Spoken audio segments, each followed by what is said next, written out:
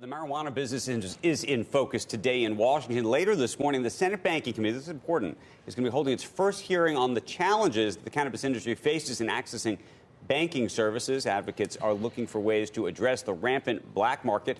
Joining us right now on the phone from San Jose, California, he is up early. Former Canopy co-CEO Bruce Linton. Bruce, thank you for joining us. It's great to talk to you. The last time we spoke to you was literally the day that you announced you were leaving the company, and it was quite dramatic.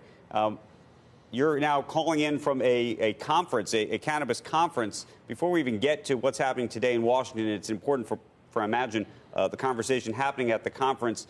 What have you been up to the last 3 weeks?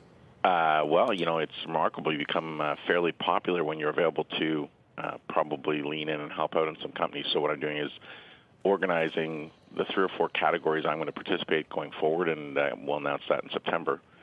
This event is amazing. I'm at what's called the NCIA, the National Cannabis Industry Association Conference. There's like 7,000 people here, and they all have businesses that are growing and active, and everyone wants to talk about, you know, is the banking discussion going to lead to as everyone's assuming this is going to happen. But then the question is, what's the next topic? Are they going to start to discuss in those states that are legal? Will there be any kind of federal regulation of what products and sprays can be applied to these plants? Will there be any federal regulation of formats and strengths, interstate commerce if they want to have agreements? So this is a pretty exciting topic because it's sort of the lead topic, not the end topic. Bruce, we've been talking obviously about the banking industry for a long time. The cannabis industry has effectively been unbanked thus far in a relatively speaking. In terms of the timeline, you said you're convinced that there will be a move towards banking this industry in a meaningful way. When do you think that happens? Well, maybe just focus on the driver for it. Right now, any entrepreneur in business in the U.S. is at a serious disadvantage compared to 30 countries around the world. What I mean by that is if it's not just banking, it's the ability, can you list on a public exchange and access capital in your own country? No.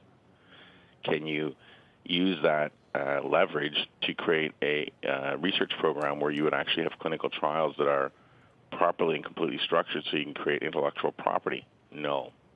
And so I think there is so much at stake in the exit from prohibition and creating intellectual property and value that, you know, the U.S. is not going to say, well, let's just keep disadvantaging versus the world. And so as more and more countries, you know, Europe is cracking open and accelerating. Canada's doing what Canada's doing all through South America. I think all of this is going to put immense pressure on federal regulators to create a platform where people can create durable value. And so it's kind of a linked event, but it's mounting every day. But Bruce, do you want federal legalization of marijuana, or is it better to have a States Act or a SAFE Act plus the descheduling of marijuana as a narcotic? I mean, can you get all of it short of federal legalization, and what's better for the industry in your view? I think States Act will be, frankly, better because it'll be faster.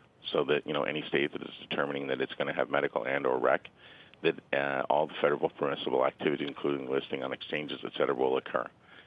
That just seems like the least friction route to getting the answer. I know there are others that would like to go all the way and have, a national mandate. That strikes me as a way to drag this out. So, you know, every federal politician likes being a federal politician. Why not simply sanction that's local and acceptable as the way that you agree, because you're no longer in any position that you're alienating anyone. Hey, Bruce, I have a separate question for you. I don't know if you can see it on the screen. Canopy growth is at the top. I want to go back to that list of stocks. I'm curious, now that you're free, if you will, or maybe free to speak, what do you think of the rest of the group on that list? Aurora, Tilray, Cronos. If you were to rank order them as an investment opportunity, how you think about it? Well, so weirdly, I don't have my TV on at 3:30 in the morning, but I would say that in the world of cannabis now, and more so than ever, scale matters. And so as you go down the ranking, I would simply look at, and if people are trying to do an analytic, what's their current cash position, how many countries they're in, what intellectual property. So you can contact them and say, how many patents do you have issued, how many do you have filed? And, that's a boring way to look at it, but cash counts because clinical trials aren't free.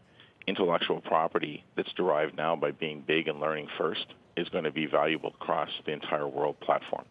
And so, the list, as I said, I don't have it in front of me, but not all of the ones in Canada even are now similar in terms of the depth and capability. I'm not sure some of them have even a single patent. And what happens over time, if all you're doing is simply racing to sell an ingredient, that is not a durable business model.